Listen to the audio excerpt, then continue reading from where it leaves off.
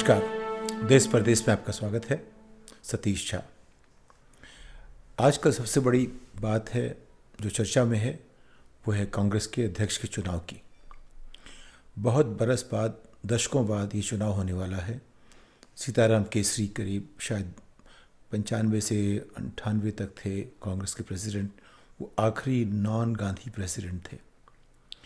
उसके बाद से या तो सोनिया गांधी या कुछ समय के लिए राहुल गांधी, फिर सोनिया गांधी, वो हमारे कांग्रेस के अध्यक्ष बने रहे हैं, या कार्यकारी हों या अध्यक्ष हों। लेकिन करीब 25 साल हुए जब से गांधी परिवार के ही लोग उसके अध्यक्ष रहे हैं। और अध्यक्ष रहे ना रहें, वो गांधी परिवार से लोग जुड़े हुए हैं, उसको ही मानते हैं कि वो असली कांग्रेस है। और तो उसमें नेता कोई भी आए, जैसे दिग्विजय सिंह ने कहा, गहलोत ने कहा, सभी ने कहा, आखिर उसका नेतृत्व रहेगा गांधी परिवार के हाथ में ही। फिर भी ये बहुत बड़ी बात है कि चुनाव हो रहे हैं, और इस बार चुनाव असली चुनाव की तरह हो रहे हैं, क्योंकि ये शायद दिखाना है, और राहुल गांधी चाहते हैं कि हमेशा कुछ एक नया आदर्श लाए जाए बीच में। उसको लेकर के एक नया एक ढांचा बन रहा है। उसमें सामरिकता नहीं दिखती, स्ट्रैटेजी दिखती नहीं है, उसमें जो क्या कहते हैं व्यावहारिकता नहीं दिखती, उसमें सत्ता के प्रति जिस तरह से एक रिश्ता होता है पार्टी का, वो नहीं दिखता। लेकिन कांग्रेस पार्टी राष्ट्रीय पार्टी है, सबसे बड़ी राष्ट्रीय पार्टी है विपक्ष में। और अगर किसी पार्टी को सरकार बनने का मौका मिलेगा, कम से कम जहाँ तक हम लोग देख सकते हैं, तो उसमें लीडरशिप कांग्रेस पार्टी की होगी। इसके लिए ज़रूरी है कि उसका अध्यक्ष ऐसा हो जो इसको जोड़ सके, क्योंकि उनका जो विपक्ष है, जो आज की सत्ता में है, वो हर तरह से मान लीजिए कि अगर सत्ता की समझ की बात करेंगे तो शायद इससे अच्छी सत्ता की समझ हमारे देश में किसी पार्टी के पास नहीं थी। सबके अंदर कोई न कोई विवाद थे, बहस की बात थी। बीजेपी में ऐसा कोई सवाल नहीं उठता। वहाँ सिर्फ एक व्यक्ति है, एक व्यक्ति का दूसरा काम करने वाला व्यक्ति है, तो दो मान लीजिए। वो लोग जो कहते हैं वही होता है, और कोई उसका विरोध नहीं करता। किसी की हिम्मत नहीं विरोध करने की। कुछ इतना उन्होंने पिछले कुछ एक वर्षों में उसके ऊपर अपना प्रभाव डाला है कि भाजपा में उसका विरोध करने की, नेतृत्व का किसी में हिम्मत नहीं है, किसी भी तरह की। तो कांग्रेस में तो बात हो सकती है, जैसे अभी आपने राजस्थान में देखा कि हाईकमांड चाहता था कि कुछ बदलाव हो, अशोक गहलोत राष्ट्रीय अध्यक्ष बने, और जो कि एक फैसला हो चुका है उदयपुर में कि एक व्यक्ति के पास एक ही भूमिका हो। तो अगर वो बनेंगे अध्यक्ष पार्टी के, तो मुख्यमंत्री नहीं रह सकते। लेकिन उनका जो बदलाव होना था पायलट के साथ, और पायलट वहाँ बड़े नेता बन गए हैं, लेकिन उनके साथ लोग नहीं हैं। कुछ वजह ये भी है कि जिस तरह उन्होंने पीछे से भाजपा से हाथ मिलाने की कोशिश की, उसकी वजह से बहुत लोग नाराज़ हैं। लेकिन सब मिला के ये बात नेतृत्व की है। उनकी अपनी छवि, उनका अपना नेतृत्व ऐसा नहीं है कि लोग जो बहुमत में हैं उनसे जुड़ सकें कांग्रेस के अंदर। तो ऐसी स्थिति में 92 लोग अगर आपके साथ हैं, गहलोत के साथ हैं, तो सचिन पायलट के पास कोई जगह नहीं है खड़े होने की मुख्यमंत्री के नाम पे। लेकिन अगर हाईकमान कहेगा, सब कुछ बदल जाता है, सब बदल जाते हैं। इस वक्त अभी हाईकमान ने कुछ कहा नहीं है सीधे सीधे। उन्होंने जो कोशिश की पीछे से खेल खेलने की, उसको गहलोत के समर्थकों ने या कई गहलोत ने मात दे दी। तो गहलोत ने भी तय किया है कि वो राष्ट्रीय अध्यक्ष नहीं बनेंगे। उससे जो एक नया मैदान खाली सा हो गया है। तो पहले शशि थरूर उनके दिमाग में बात साफ थी कि वो इसके लिए खड़े होंगे, प्रत्याशी होंगे। उनको सभी ने कहा, देश में जितने भी लोग बुद्धिजीवी लोग हैं, जो शहरी हैं, जो एक अच्छा चेहरा चाहते हैं, साफ़ सुथरा चेहरा चाहते हैं, वैसे उनके ऊपर भी कई आरोप हैं, लांछन लगाए जा चुके हैं। कुछ एक IPL के किस्से में, और फिर उनकी पत्नी की आकस्मिक मृत्यु के बारे में, उसको लेकर के उनके पर के आरोप हैं। लेकिन और कई आरोप इस तरह के भी उन्होंने जो बयान वगैरह दिए, उस पर लगता था कि वो सोचते ज़्यादा हैं और हमेशा रणनीति की बात नहीं समझते और सोचते नहीं हैं। तो खैर, लेकिन सब मिला के जो देश का जो प्रबुद्ध वर्ग है वो चाहता है कि कोई इतना समझदार, पढ़ा लिखा, अच्छा बोलने वाला, एक सलीके का जो एक नेता हो, वो शशि थरूर जैसा हो। लेकिन बाकी लोग वो चाहते हैं जो कि ज़मीन से निकले हुए नेता हैं, जो ज़मीन से जुड़े हुए नेता हैं। उनमें गहलोत हुए, दिग्विजय सिंह राज परिवार से थे तो उनका पुश्तैनी कुछ एक हिसाब था नेतृत्व में।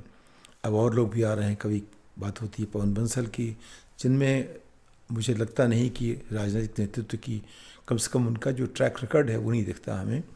क्षमता सब में हो सकती है, लेकिन हम सिर्फ ट्रैक रिकॉर्ड की बात कर रहे हैं जो दिखता है। उस हिसाब से पवन बंसल वहाँ नहीं खड़े हो पाते। बात मनीष तिवारी की आ रही है।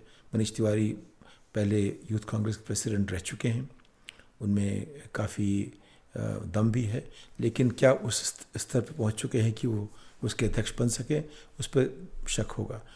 खड़गे ज़रूर, चूँकि वो विपक्ष के नेता हैं अब एक तरह से लोकसभा में, तो खड़गे अब अगर कल प्रत्याशी बनेंगे तो वो एक मजबूत प्रत्याशी हो सकते हैं। वो क्या वो हाईकमांड के आदमी हैं या नहीं है, ये सोचने की बात होगी, क्योंकि हाईकमांड ने कहा है कि वो किसी के साथ भेदभाव नहीं करेंगे। तो जो लोग भी प्रत्याशी बनना चाहते हैं वो चुनाव में आके लड़ें, और जो भी सफल होगा वो बनेगा उसका अध्यक्ष। लेकिन जो भी अध्यक्ष बनेगा, सब जानते हैं कि उनको जो एक त्रिमूर्ति है कांग्रेस की, उसके तहत काम करना पड़ेगा। उसको कैसे बैलेंस करते हैं, जो तीन लोगों का जो एक गुट है, उनके तीन नज़रिए हैं, उसको हम कैसे देखते हैं, ये उसकी एक बहुत बड़ी जिम्मेदारी होगी जो भी उसका अध्यक्ष बनेगा। तो वो कौन कर सकता है ये काम, ये शशि थरूर अच्छा कर सकते हैं, लेकिन सवाल ये नहीं कौन कर सकता है, सवाल ये है कि वो जो 9000 लोग हैं जो सोचेंगे, जो इसको इस पर वोट देंगे, वो क्या सोचते हैं, उनको क्या लगता है। ये बात साफ है कि वो लोग उधर ही जाएंगे जिधर वो देखेंगे कि गांधी का रुझाव है। वो गांधी सोनिया गांधी है कि राहुल गांधी हैं, लेकिन मान लीजिए कि वो राहुल गांधी के साथ आज ज़्यादा लोग जुड़े हुए हैं, लेकिन सोनिया गांधी की अपनी जगह बरकरार है। प्रियंका गांधी की स्थिति कमज़ोर है, कम से कम पंजाब के बाद होनी चाहिए थी, लेकिन जैसा दिख रहा था राजस्थान के चुनाव से कि पंजाब से कांग्रेस ने कोई सबक सीखा नहीं है। लेकिन पिछले कुछ दिनों की घटनाओं से लगता है, पहली बात यह है कि जो भारत जोड़ो यात्रा चल रही थी, सारा उस पर फोकस होना चाहिए था। वो फोकस वहाँ से हट के राजस्थान और अध्यक्ष के चुनाव पे लग गया। तो उससे थोड़ा सा जो एक आप कहते हैं एक स्फूर्ति आ रही थी, उसमें कुछ कमी आ जाएगी एक तरह से देखिए तो। दूसरा ये है कि राजस्थान में जो भी हुआ उससे एक सबक साफ है कि गहलोत ज़मीन से जुड़े नेता हैं और उनके साथ खिलवाड़ करना आसान नहीं होगा। अगर किसी वजह से कोई और थोपा जाएगा तो सरकार स्थायी नहीं होगी और उसका फ़ायदा फिर बीजेपी को मिलेगा। यानी कि जो जीती हुई बाजी हारने में जो महारत हासिल कर ली है कांग्रेस पार्टी ने, उसका एक और नमूना आपको देखने को मिलेगा, और शायद ऐसा ही होता रहे। क्योंकि पिछले 8 साल से, अब मैं कहूँगा पिछले 13 साल से कह लीजिए, कि कांग्रेस ने जीती हुई बाजी हारने का एक जैसे फैसला कर लिया हो। उसे पता नहीं लगता करना क्या चाहिए। उसका जो राजनीति से जो उसका रिश्ता है वो कुछ काफ़ी टूट चुका था।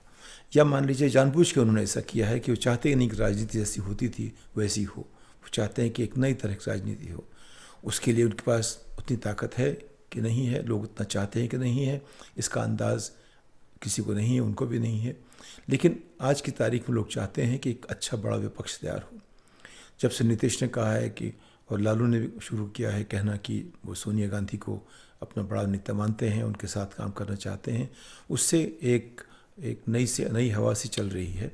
लेकिन हवा में भी तेज़ी नहीं आई है, वो एक बयार सी है, लेकिन ये बयार कहाँ तक जाएगी, उसमें कितनी रफ्तार पकड़ेगी, इसका भी कोई अंदाज़ हमारे पास किसी के पास नहीं है।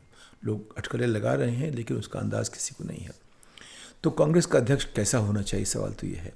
अगर आप देखा जब आज की बात होती है आज़ाद भारत में जो इसके अध्यक्ष रहे हैं, उनमें सबसे बड़ा नाम आता है कामराज का।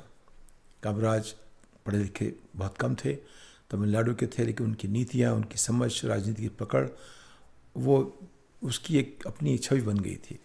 और उसका अच्छा बुरा आलेख जो अवलोकन हम आज जैसे भी करें, लेकिन उनके अपने समय में अच्छी ऐसी छवि थी कि कामराज योजना, कामराज अपने आप में नए चाणक्य बन गए थे।